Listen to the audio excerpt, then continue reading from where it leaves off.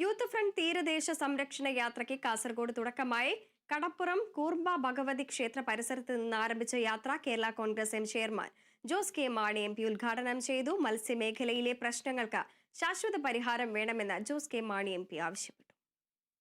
കടലവകാശം കടലിന്റെ മക്കൾക്ക് എന്ന മുദ്രാവാക്യമുയർത്തിയാണ് തീരദേശ യാത്ര സംഘടിപ്പിക്കുന്നത്. കടൽ മണൽ ഖനനം പൂർണ്ണമായി ഉപേക്ഷിക്കുക, കടൽ സംഘടന മുന്നോട്ട് വെച്ചിട്ടുള്ള നിർദ്ദേശങ്ങൾ കേന്ദ്ര സംസ്ഥാന സർക്കാരുകൾ നടപ്പിലാക്കുക എന്നിവയാണ് പ്രധാന ആവശ്യങ്ങൾ. ജോസ് കെ മാണി എം പി ജാഥാ നായകൻ സിറിയക് ഷാഴിക്കാടന് പതാക കൈമാറി ഉദ്ഘാടനം നിർവഹിച്ചു.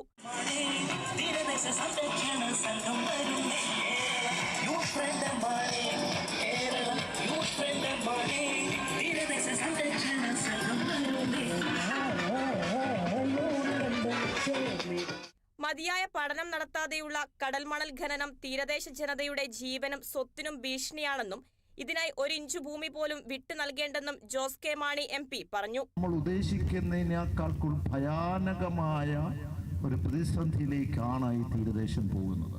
നമുക്ക് കണ്ണുമടച്ചിരിക്കാൻ പാടില്ല. ഇത് വളരെ ഗൗരവമുള്ള കാര്യമാണ്.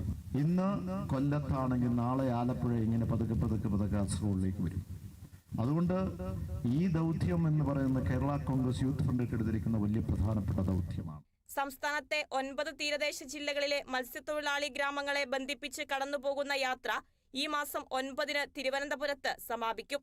മന്ത്രി റോഷി അഗസ്റ്റിൻ, മുൻ എം പി തോമസ് ചാഴിക്കാടൻ, സർക്കാർ ചീഫ് വിപ്പ് ഇൻ ജയരാജ് എംഎൽഎമാരായ അഡ്വക്കേറ്റ് ജോബ് മൈക്കിൾ, പ്രമോദ് നാരായണൻ, സെബാസ്റ്റ്യൻ കുളത്തുങ്കൽ, സ്റ്റീഫൻ ജോർജ് തുടങ്ങിയവർ സംബന്ധിക്കും.